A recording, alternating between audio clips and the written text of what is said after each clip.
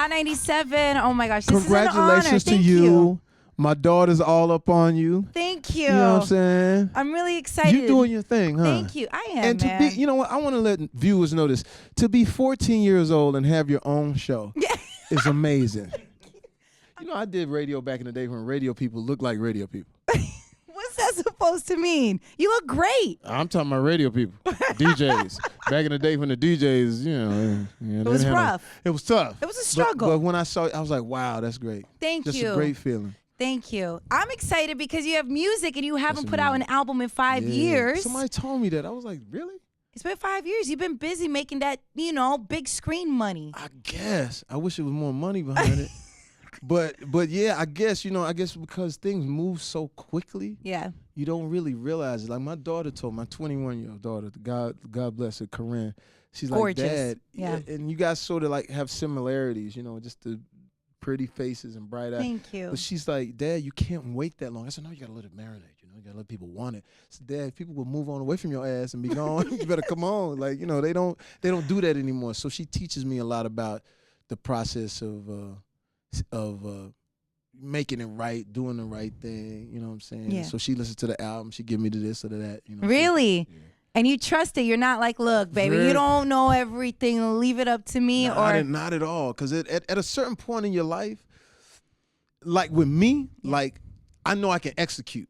Yeah. Like whatever it is, I can execute. But a lot of times I may pick the wrong thing. You know what I'm saying? Like I never forget I was arguing with my boy Breon, who calls all of my songs. He's the one who found all of the songs. But I'm arguing about this one song. Man, I'm trying to tell you, that's the real me. That's the real Jamie Foxx. I knew when I was talking in third person that was messed up. That's the real Jamie Foxx. That's the essence of a Jamie Foxx. He's all right, whatever. And then I played it for Timbaland. I said, Timbaland, man, Breon be on my ass. You know what I'm saying? I want to play this for you, man, because you understand real music shit. Right. He's a true artist, the artist. So you tell me what you really think. I press play, and within 20 seconds, he turned it off. That's old. It's old. What you want to do? You want to do some old stuff? You can do that. You gonna be in a boat cruise. You sounded like you gonna be in a boat cruise. That's what you gonna be. You gonna be in a boat cruise and you gonna be in a casino. That's what you gonna be. Oh my God! And I was like, really? He said, yeah. Now you just, no, I'm telling you, you can execute it. You talented, but you need some of this. He prep play. I was like, oh shit. So what I learned is, let them handle it. Like all these people that are with me, like let them handle it. Let them do what they do. And then you execute. Let them set it up. The album is called Hollywood, and it's out May 18th. May 18th. Okay, so why Hollywood? Because you're not a Hollywood dude. Like you gotta hear the record, because Hollywood is actually a mislead. Got it. The song is about me with a girl who ended up being addicted to Hollywood. Situation where this is a real situation. I was sick, and it was a big premiere, and I had like 103 temperature, like really sick. Ew. And the girl that I was with at the time, she's like, "What are we doing?" I said, "What do you mean? What are we doing?" Well, the premiere is tonight. It's the big premiere. I got my dress.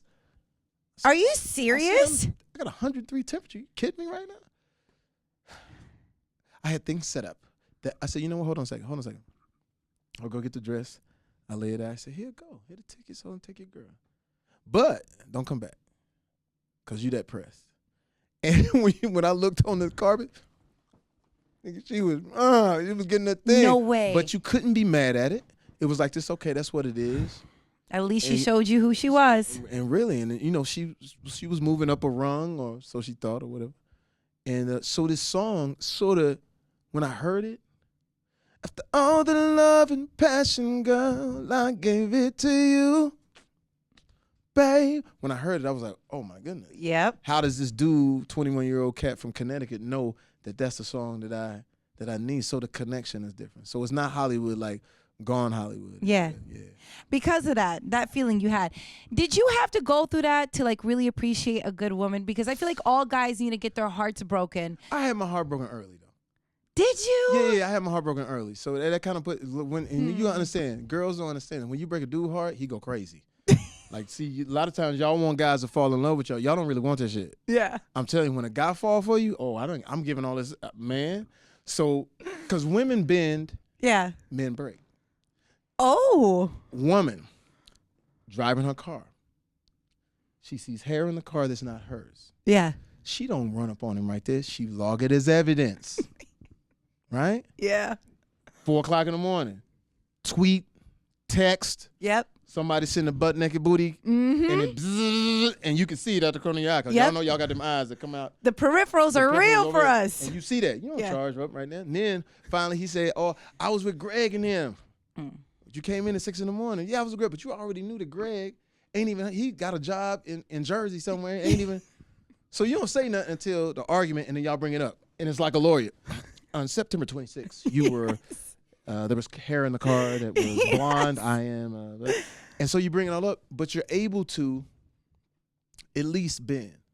Guys, me and you watching TV. Chris Rock's so funny.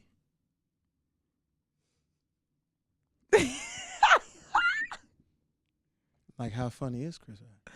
No, I'm just saying he's just so funny.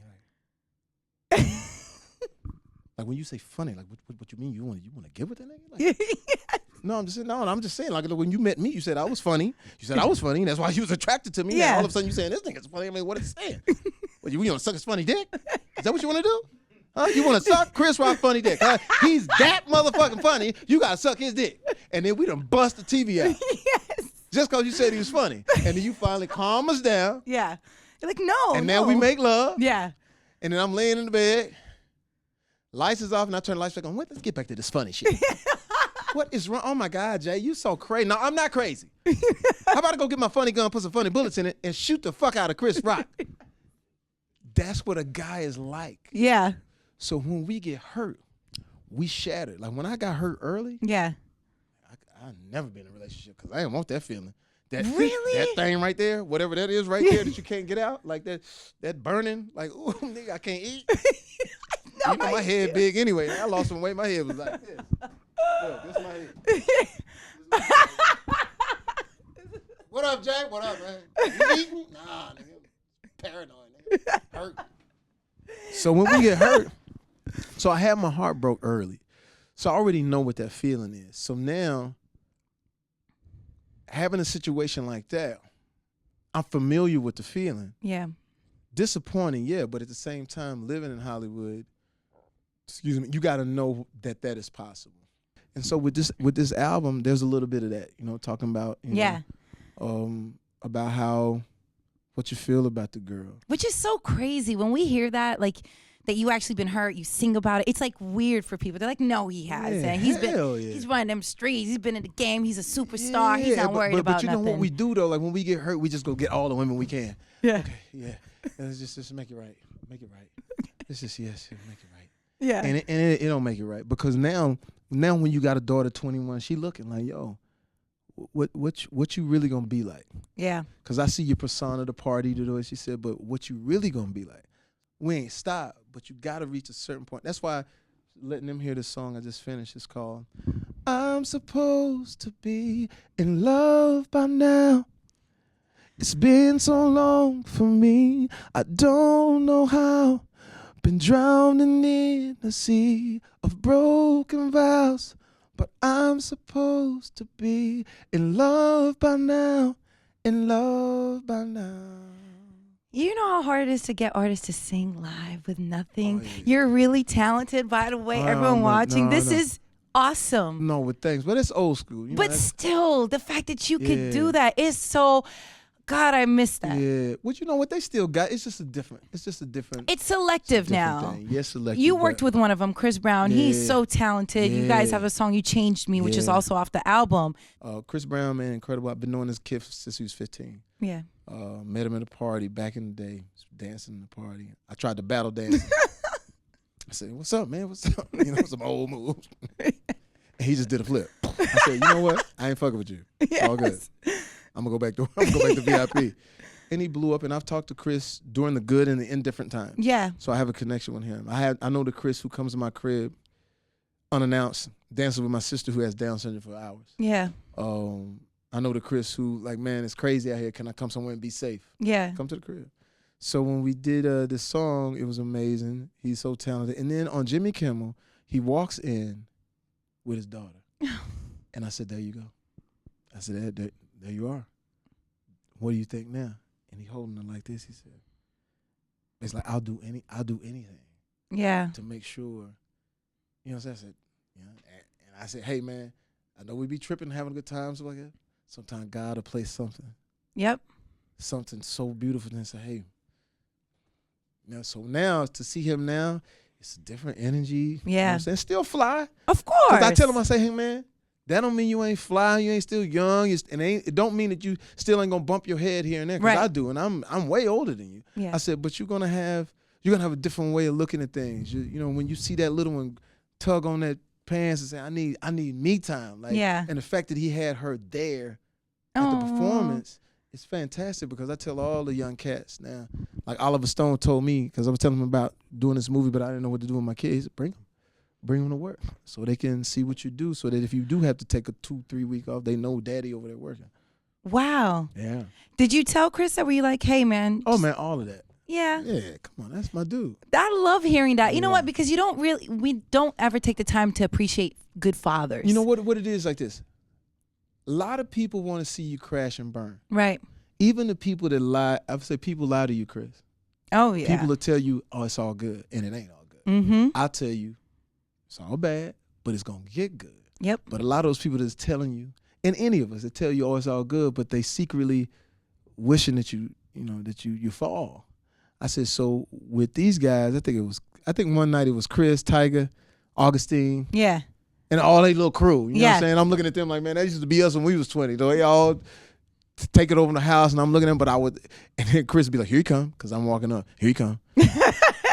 What y'all talking about? So, but then I sit them all down. Yeah. Now look, they ain't gonna listen to everything I say and go just be, but at least you plant the seed and say, hey, you know what? I tell Chris and all those guys, whatever you do, don't miss an opportunity to get your art out there. Because if you do too many bad things in social media world, they'll take your art from you. Oh, yeah. I think they do listen to you, even if you don't think they are, because your career is so successful. Yeah. If you had to sell out a stadium doing comedy or singing, what would it be? It would be sort of both. And I think that's part of my show that's interesting. I come out in front of the curtain. I got to get stuff off my mind first. I got to create like the bend and the break. Yes. So I get that out first. Yeah. And I come back and I get the music. But I will say this, music is the only thing that, no inhibitions, no anything, it's just you sit down and you play. You bring them to you. And I've been all over the world with it. And it's amazing to be in the south of France or Germany. Yeah. Or Africa and doing your music and people responding. It's nothing like that. I would just wonder what makes you still do music. You don't. Man, music is the best, man. That's what I do. Like if we sit, I do this thing in my house called On My Balcony. Yeah. The first one we did was for Puff back in 2000. Yeah. And Puff threw a party in Philly for $1 million. Okay. So at the time, and the way I was documented, and I told Puff I throw him a party in LA for $400 that will rival this party. He couldn't. He said, "You're crazy." I said, "Yeah, because I'll throw parties in LA, but not on that scale." Yeah. So when he got to my house, I had 200 people at my house that were like 200 of the coolest people in the world. And he was like, "Oh, that's a person on this show." And I said, "Yeah, we all hang together out here in LA." Missy Elliott was there. Yeah. Missy had a room. Puff had a room. There was a guy standing on the wall nobody knew. It was Jay-Z. Back in the day. There was 2 guys standing by my garage. And the one guy goes, "Yo, B, it's like this all the time, like girls and stuff like that." I said, "Yeah, who are you?" He said, "Oh, we're the Neptunes.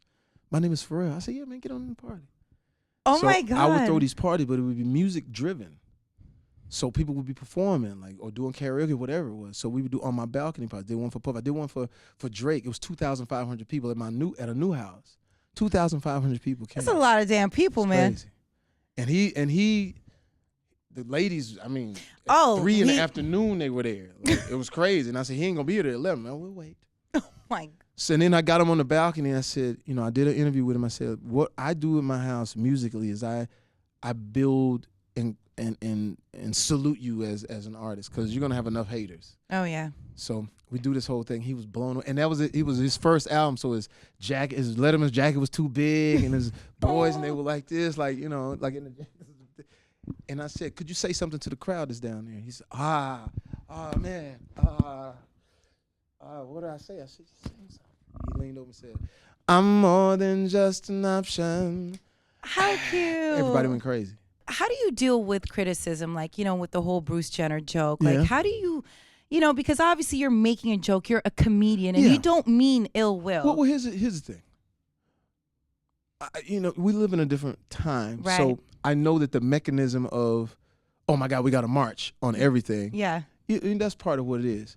And then they were saying, people were saying this, and people wanted a statement. I said, I'm not going to release a statement because I do jokes, and you can't put comedians in the same bowl as CNN, Fox. That's not what we do. Politicians We don't do that. that. Yeah. We make jokes.